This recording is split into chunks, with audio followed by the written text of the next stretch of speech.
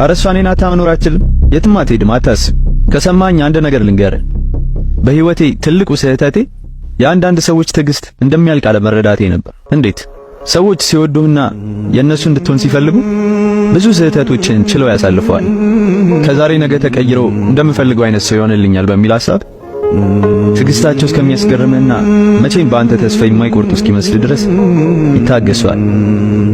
ታዲያ እኔን የሸወደኝ ይህ የማያልቅ የሚመስለው ትዕግስታቸው ነበር። እሱን በመተማመን እነሱን ማስከፋቴና ማስቀየሜን ቀጠልኩ። ለካ የእነሱን መቻል ገደብ ነበረው።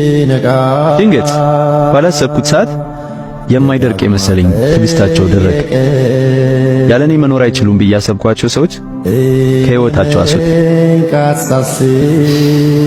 እና ለማስተካከል አልሞከርክም ነበር? ምን ዋጋ አለው?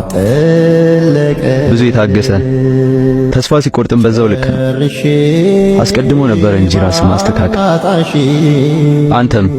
እናንተም ውዶቼ በዙሪያችሁ እናንተን ላለማጣት ብዙ ስህተቶቻችሁን የቻሉ ሰዎች ይኖራሉ። ከመርፈዱና እነሱን ከማጣታችሁ በፊት ማስተካከል ያለባችሁ ነገር አስተካክሉ። ሄሎ የኔ ፍቅር፣ ይቅርታ ጮኩብሽ አይደል? የት ነሽ? አሁኑኑ እመጣለሁ።